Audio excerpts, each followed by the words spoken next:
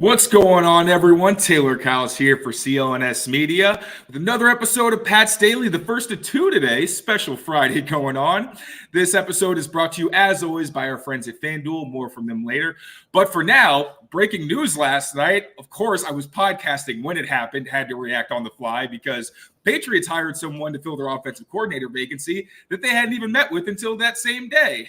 Alex Van Pelt, former offensive coordinator and quarterbacks coach of the Browns. Now, like I said, kind of unfamiliar territory. So to help me out and understand what exactly this hiring could mean for the Patriots, I got my buddy Cory Kinnan of the Browns Wire, my go-to whenever I need some insight on the Brownies. Cory, how you doing, buddy? I'm doing good, man. I'm doing good. You know, I've been on paternity leave for a while, so this is my first interview back. Congratulations! Thank you. Appreciate it. So it's my first time back on a show since November. So, well, I am honored. First, how's your little one doing? She's great. I think she's finally getting the sleeping thing down, which is great for my wife and I, because now we're finally relearning how to sleep a little bit too. So, but I'm doing great, man. I'm happy to be here. I'm happy to have you, buddy. All right. So first and foremost, I want some of your insight into Van Pelt's scheme, a little bit who he is as a person, and also what happened last year. Because from the outside looking in, it seemed like the Browns had way more success than they had any business having, considering just the litany of injuries and all the different quarterbacks they had to play. Yeah, so his scheme, I think you have to just rely on the coaches that he's coached for, because he doesn't have a ton of play calling experience. He had a little bit of interim offensive coordinator experience with the Buffalo Bills in the late 2009, I believe, and then didn't really ever call plays again until he came to Cleveland in that one playoff game where Kevin Stefanski had COVID in the COVID 2020 season, which was the first year of the Stefanski era in Cleveland. So I think for trying to pin down what his scheme is, you have to kind of look at the coaches that he's coached for. So, he's been the quarterbacks coach in Green Bay under McCarthy. He's been the quarterbacks coach in Cincinnati under Taylor. He's been the quarterbacks coach and offensive coordinator in Cleveland under Stefanski. So I think starting off with just run game stuff, I think you're going to see a lot of inside zone because not that wasn't the case in Cleveland. But if you look at the case in Green Bay and in Cincinnati, they're huge inside zone teams. They love inside zone. Stefanski in Cleveland, however, they do a lot of pin and pull, a lot of gap power, a lot of outside zone. They like to hit the boundary. So, maybe that means that Alex Van Pelt will bring a pretty nuanced run game, a little bit of inside out, he has experience working with play callers who love both of those things. So, in terms of run game, I think that's a good place to start is you're probably looking at a lot of inside zone, but also he's going to be well versed in wide zone, because again, that's Kevin Stefanski's bread and butter. So I think that's a good place to start there. In terms of passing game, if we're just going off the last 4 years, the Browns have had to run a lot of under center play action because you look at the quarterbacks that they've played under Kevin Stefanski, outside of the handful of games that Deshaun Watson's been able to play for the Browns. You're talking about Baker Mayfield. You're talking about Jacoby Brissett. I think both of those quarterbacks are quarterbacks that Kevin Stefanski has felt like he's needed to kind of keep the handcuffs on a little bit. Like he didn't give them the wide array of offense. Like even in Tampa Bay this year with Baker Mayfield really struggles to identify and call out protections pre-snap, and it shows up post-snap. Like he struggles to identify who the free man on the line of scrimmage is and who he's responsible for post-snap. Jacoby Brissett, we know who Jacoby Brissett is in New England, in Cleveland. We know who Jacoby Brissett is, and he's a wonderful teammate, a wonderful individual. He's beloved everywhere he goes, but there are real limitations to his game in terms of pocket mobility, like mobility outside of the pocket, in terms of what he can do with his eyes. Yeah, he can look off the safety and he can throw darts. Like we know he can do the bare minimum, but we didn't really haven't yet, even with the handful of games that Deshaun Watson's played, gotten to see, well, what does the Cleveland offense look like when it isn't Joe Flacco, when it isn't Jacoby Brissett, when it isn't Baker Mayfield. And so I think the passing game is a little bit more of a mystery. It's a lot of again, under center play action, a lot of zone beaters. Kevin Stefanski is really good at dialing up zone beaters. And again, because Alex Van Pelt doesn't have a ton of play calling experience, we just have to assume that he was widely involved in game planning and installing throughout the week. And then obviously he was the quarterback's coach as well.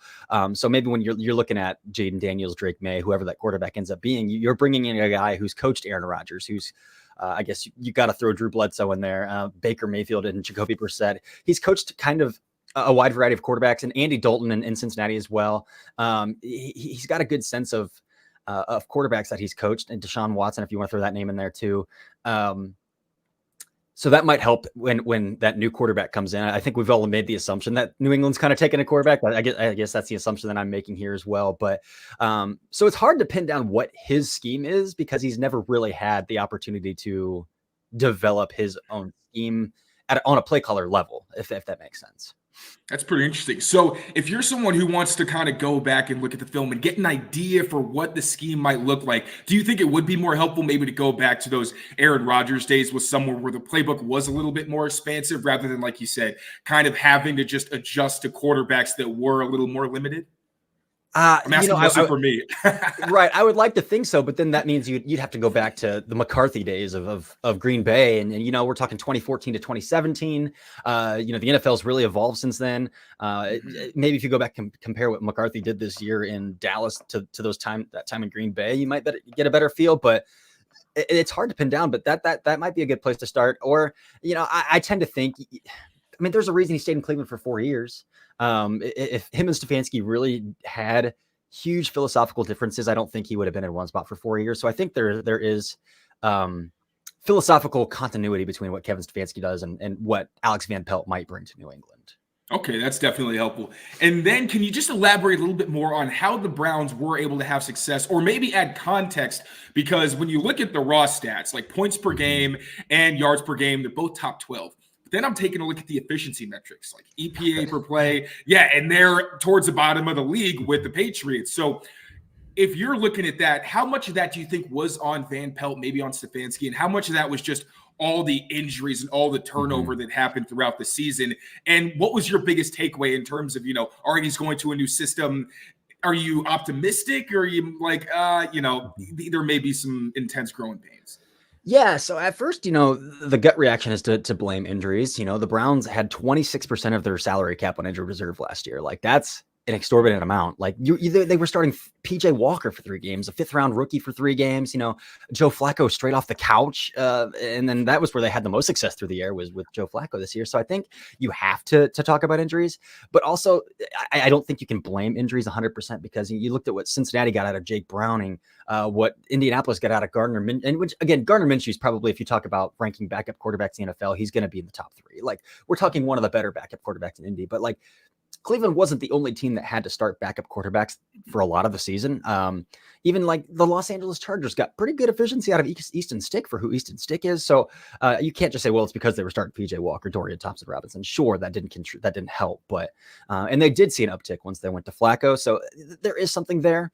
I just think there's a lot of their scheme that got really stale in year 4. You lose Nick Chubb, and you really start to see kind of the holes in Cleveland's run game. How much was Nick Chubb able to cover up with just being Nick Chubb? He's the best all-around back in the NFL, the best eyes I've ever seen in a running back. In my time, I'm only 31, so I'm not talking about Walter Payton, Jim Brown, Emmitt Smith. I was in grade school when Emmitt Smith was playing football. So that I've ever seen as I've been intensely watching football is Nick Chubb. He's so light on his feet. He's so good with his eyes. He's so able to find backside creases, make something out of nothing. And so it makes me question and want to go back to 2020, 2021, and kind of look at those run games where the Browns, their run game was the top of the league, and see, well, how much was actually Nick Chubb and how much was the offensive line? But again, the offensive line, the Browns lost their starting left tackle, their starting right tackle week 1. They had a 4th round rookie in DeJuan Jones come and play really well at right tackle, also lost him for the season. Left guard Joel Bitonio missed some games. Center Ethan Pozick missed some games. So they never really had a full healthy offensive line this season either. So it's really hard to discount like what got stale, what is actual talent on the field. Jerome Ford is good back. He's not Nick Chubb. Pierre Strong, you guys are familiar with him as well. He's explosive, has some good eyes to see some vision. He's not Nick Chubb. He has no contact balance. He's not working through contact. So Kareem Hunt, excellent short yardage situation. He's more than willing to grind you out a yard or two when you really need to. Scored 9 touchdowns this year. Probably 7 of them came at the goal line. Like, that's just who Kareem Hunt is. But again, averaging 3 yards a carry. Like, so it's really hard to see what's scheme, what's personnel at this point when you're talking about 2nd, 3rd string tackles, 2nd, 3rd string running backs, 2nd, 3rd string quarterbacks. But I do think at the end of the day, the scheme has gotten a little bit stale. And I think that's why you kind of saw the Browns decide, like, let's overhaul this offensive staff and let's get some new faces in here as well. And you mentioned that. And the first thing that comes to mind for me is the Christian Harris pick 6 in the playoffs, where DeMeco Ryans is on the sideline and he's like, yeah, this is exactly what's coming. Just sit on it. That's all you. So when you mentioned stale, I kind of think about that and I wonder, like, again, Joe Flacco is coming off the couch, has a lot of NFL experience, but you're still having to learn and kind of be incorporated into a new system. So, like, comeback player of the year finalist, someone who clearly did have some level of success. Do you think that, again, the scheme is the scheme, and at some point, like in the NFL, you're running certain concepts, but you want to find a way to disguise it. The Browns, middle of the pack when it comes to motion. And as we know, the best offense in the league are using it at a high level, creates a miscommunication, just give your offense some kind of advantage. So looking at the Flacco era, was he as good as maybe, his comeback player of the year status kind of says, or was there more to it that you don't really notice because the story was so good that maybe some things slipped through the cracks? I think he was a gunslinger. Like, I think that's what it just comes. I mean, if there were some things that slipped through the crack, we would have saw more efficiency out of Dorian Thompson-Robinson and Pete. I mean, I'm trying to be diplomatic in the way that I see this, but it's harder to find a worse quarterback that played football in the NFL this season than PJ Walker. And the Browns managed to go 2-1 and should have gone 3-0 if they collapsed in Seattle where they had a lead the entire game. And that's actually the only game where PJ Walker had a positive EPA. So Kevin Stefanski was in his, if you want to watch a play caller in his bag that in a game, go watch that Seattle game. And then the last 2 minutes, they go for it on 4th and short. They throw a pick off of a helmet of a defensive lineman. And then the defense gets gashed and they give up a touchdown. And then they can't, they're not going to come from behind at that point. So with the personnel they're putting on the field, but I just think Joe Flacco is really good, man. You can say some of the scheme is because when we go back to talking about Baker Mayfield, when we go back to talking about Jacoby Brissett, when you have to play a quarterback that isn't, who they thought Deshaun Watson was going to be, the Deshaun Watson in Houston, an Aaron Rodgers, a Patrick Mahomes, these Josh Allens, the guys that can really improvise and make plays. Kevin Stefanski really wants a guy that can you just get your eyes where I need you to get your eyes and make a throw? Because I'll scheme the guys open. I just need you to get your eyes there and make the throw. And Joe Flacco was doing that. So yeah, credit him for being a professional quarterback. He's 38 years old. He's won a Super Bowl. He's been around. He can do that. Jacoby Brissett could do that. But then you also see some of these improvised throws that he's making. The Houston game where Amari Cooper set a franchise record for receiving yards in a game. Like, he's threading needles. He's making out of structured plays. The New York Jets game where they clinched the playoff spot on Thursday night. Like, he scrambles out of the pocket. He finds his running back out of the backfield and the running back scores for 50 on a 50-yard play. Like, there are some things where it's just like, okay, Joe Flacco is actually just playing out of his mind right now. Cleveland was down against Chicago by 2 scores. And Joe Flacco, it might have been 1 score, but Joe Flacco in the 4th quarter alone went I think it was 12 for 12 for 217 yards and 2 touchdowns playing from behind. So when you're playing from behind, that's not the script, the script's out the window at that point. So there are elements of Joe Flacco just being really good as well. And again, Joe Flacco is who Joe Flacco is. He's going to throw the picks. But he's also just going to be a gunslinger. And the Browns saw those picks catch up to him in the playoffs. But I think he was just also well exceeding expectations. I'm making this intro a little longer, but you're giving me some great insight. So I got to ask one more question. You mentioned the improvisational ability and getting your eyes in the right place. So with these top 3 quarterbacks, the Patriots may not really have their pick. It could just be whoever falls to them, but you never know. Somebody may, trade up to that number 2 spot, and then it's between, Caleb, Drake, Jaden Daniels, whoever's left. Who do you think of those 3 would be the best fit for what you know about Alex Van Pelt and what you think could maximize his scheme? Yeah, I mean, I'm a huge Drake May truther. I'm a Drake May truther. And it gets so hard to future cast these college quarterbacks in the NFL because they're playing under center the least amount that they've ever have in college football compared to the NFL. I think it was Greg Olson, former tight end, now CBS broadcasters, talked about if you're not efficient under center, you're not going to make it in this league. And there was a bunch of data to back it up. The most efficient way to throw the football is under center play action. So it's really hard to future cast these guys, but especially Drake May, when you're talking about North Carolina's offense. Yes, it's not Phil Longo anymore, where the playbook's 26 pages deep. It's which is not very extensive. So there was a little more added to his plate. But I just thought he was efficient over the middle, is just throwing darts. towards the boundary, like almost looks like he's playing darts, like how precise he is with the football toward the boundary, like best deep ball in the draft, in my opinion.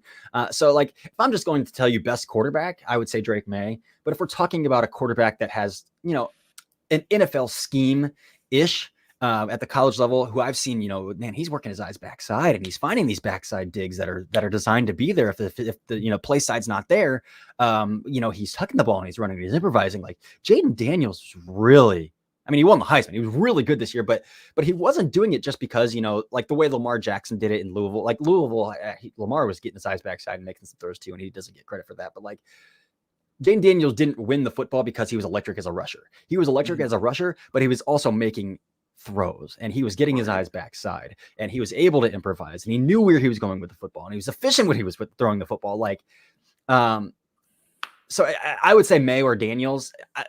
Caleb Williams is great. He's a tremendous athlete. He's tremendous with the football, but that offensive system, how long he holds the football, the amount of time that I feel like that sack's kind of on Caleb. It's a lot on tape, in my opinion. And yeah, some of that can be coached out of him, and you don't want to coach all of that out of him. But if we're talking about if you need a quarterback to just come in and sink into a system, I'd say May or Daniels.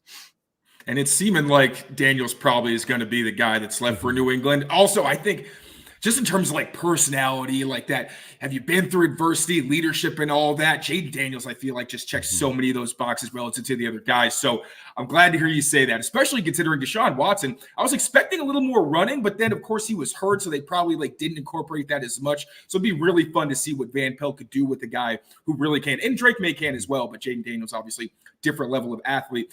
Getting back to Van Pelt specifically, can you break down why exactly he was fired in Cleveland? Because I've heard things that it wasn't really the coaching staff, it was more ownership because they wanted more out of Watson.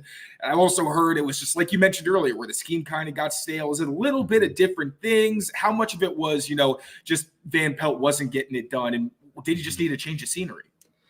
Yeah, so I think the thing in Cleveland is people like to just pin everything on Jimmy Haslam, the owner, the Haslams, because early in his ownership career, they did meddle all the time.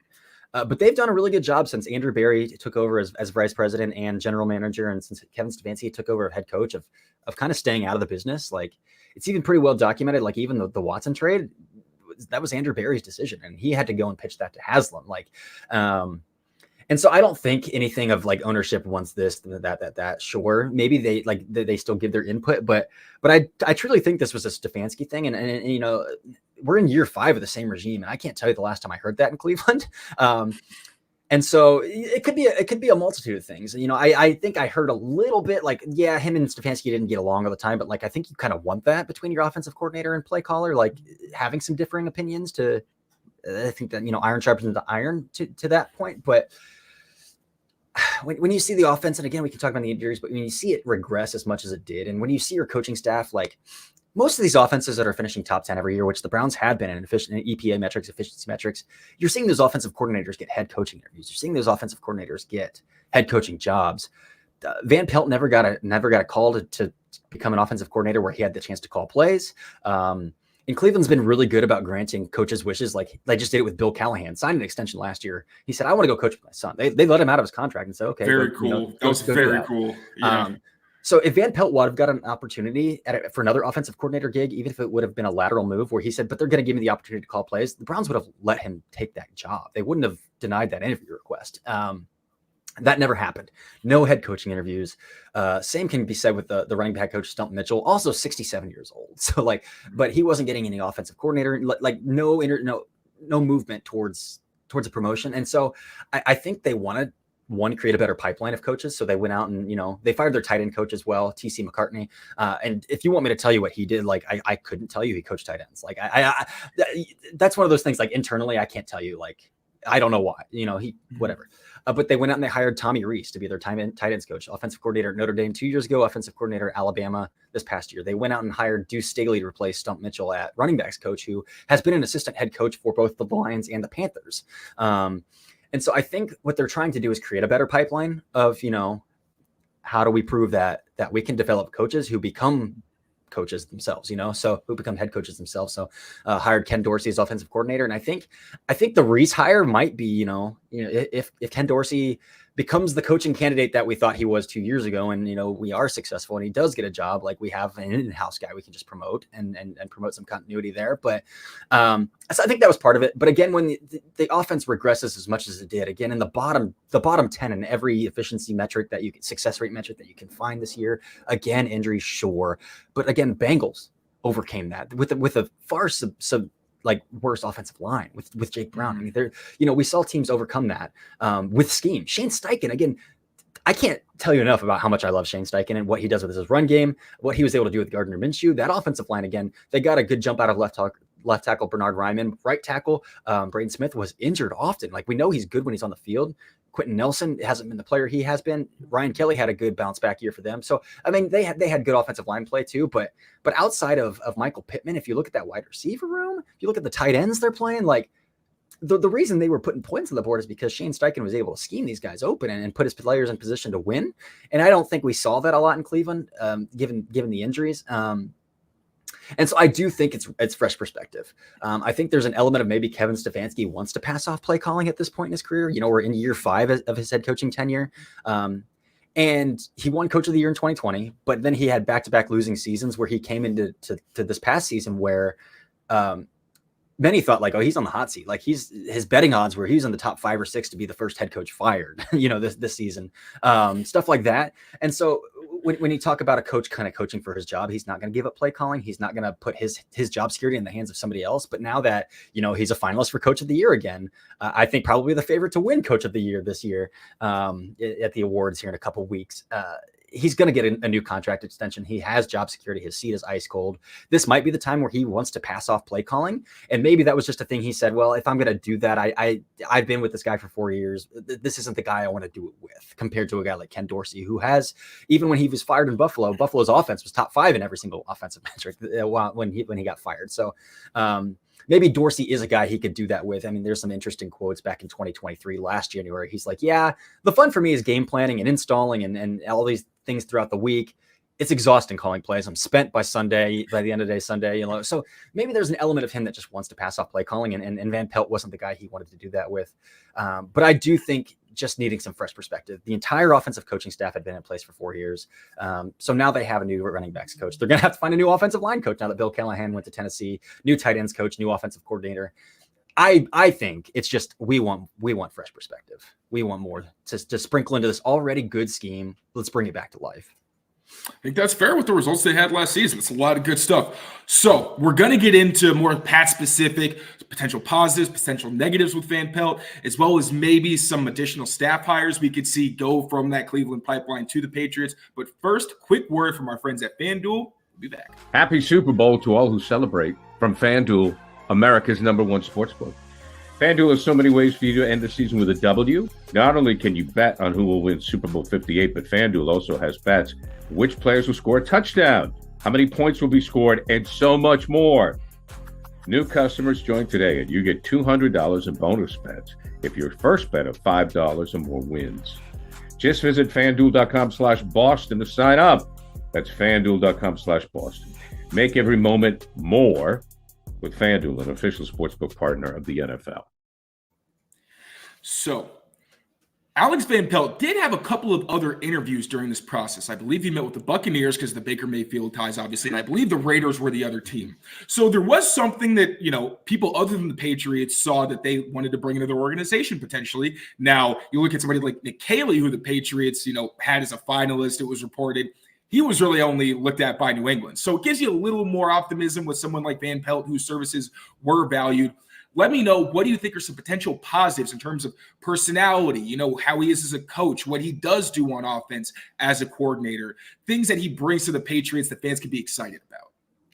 Yeah, I think he has been kind of pegged as a guy who works well with quarterbacks. When he came to Cleveland, we thought like, the kind of the Nathaniel Hackett thing, like, he's a good friend. He's good with Aaron Rodgers. And so like when you're good with Aaron Rodgers, you kind of get a rep around the league of like, oh yeah. But I genuinely think he's known as a guy who's good with quarterbacks. And I think that's a big positive. He must interview really well as well. Like, I think he presents really well. If you look at any press conference he's had in Cleveland, he's always really well spoken. His demeanor is very calm.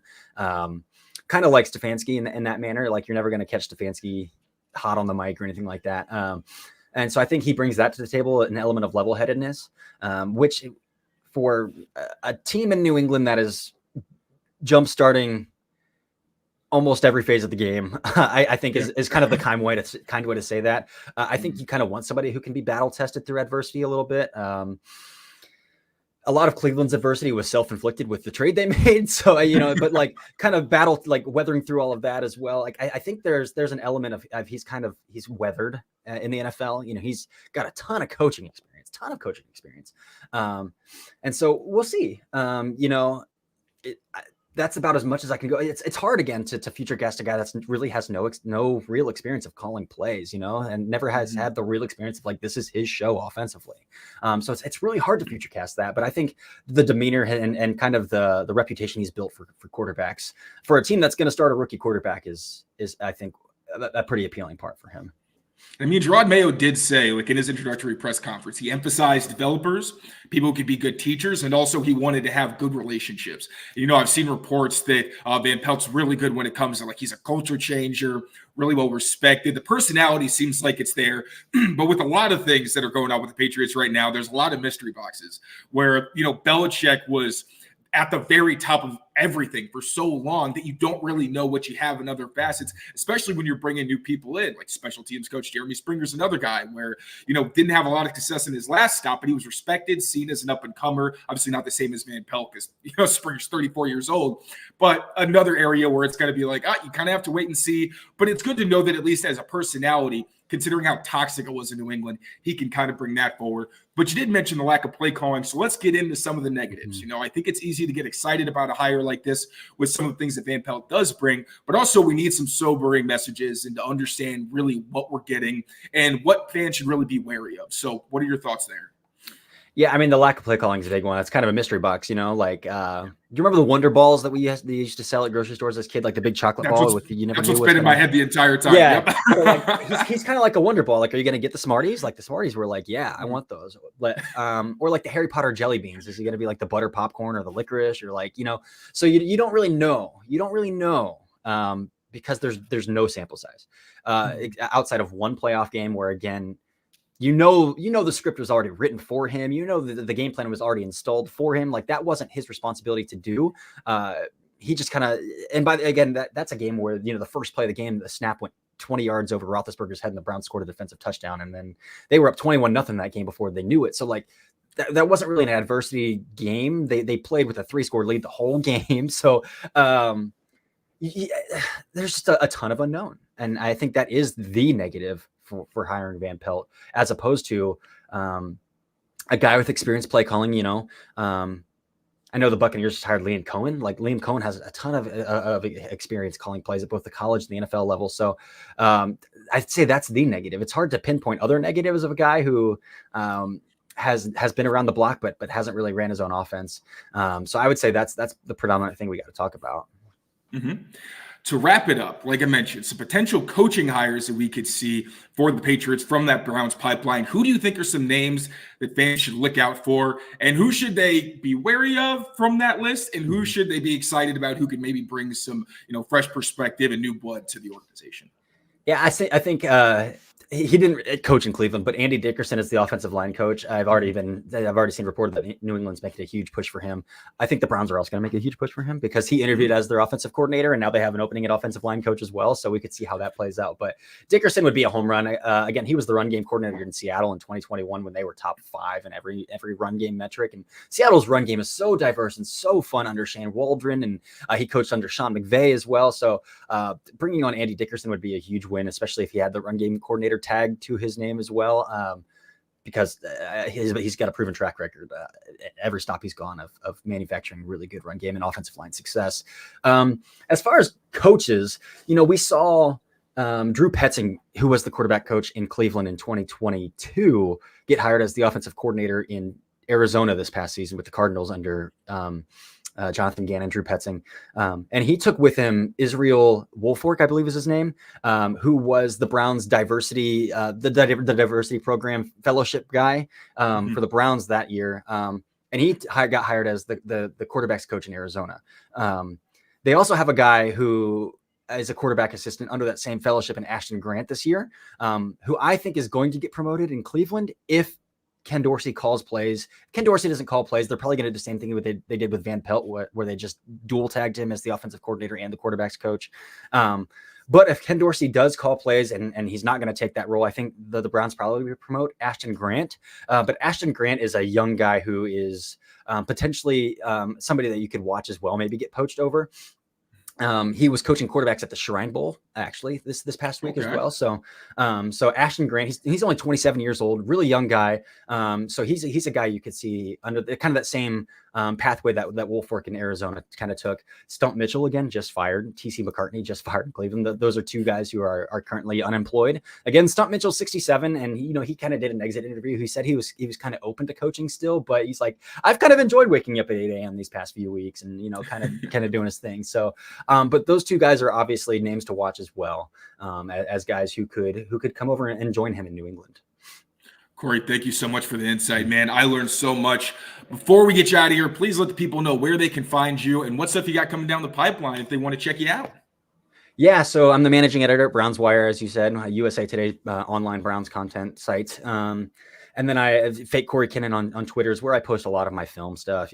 Most of my written content is there. I do some draft work as well. I have a Substack called Daft on Draft that I do all my draft content with as well. And specifically for Patriots fans, I have a quarterback charting project that I do every year where I chart ball placement accuracy under pressure, beyond first read, out of structure. So I kind of try to get a good feel of how these guys do in every phase of quarterbacking. And so that's live on my Substack as well. So if you're interested in that, you can check that out as well. Seriously, check it out, Cory. You do fantastic work. Thank you so much again for coming on. Thank you all for watching. Make sure you stay tuned at 5 o'clock Eastern time. We're going to have a guest of the show. We're going to keep it a surprise for now, but you'll see a post if you keep locked on Twitter. And we're going to have another show for you, recapping the Senior Bowl and also touching once again on the Alex Van Pelt hire. Thank you all for joining. I'll see you later. For now, take care of yourselves. Take care of each other. And I'll see you next time. Peace.